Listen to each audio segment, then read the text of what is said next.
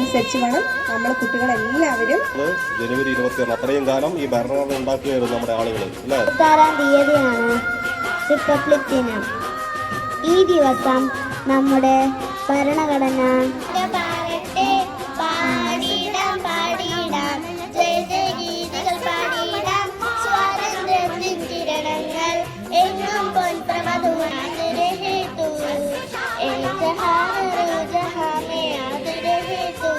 അഭിവാദ്യങ്ങൾ ആയിരം ആയിരം അഭിവാദ്യങ്ങൾ ഗണാധരം സുജലാം സുഫലാം.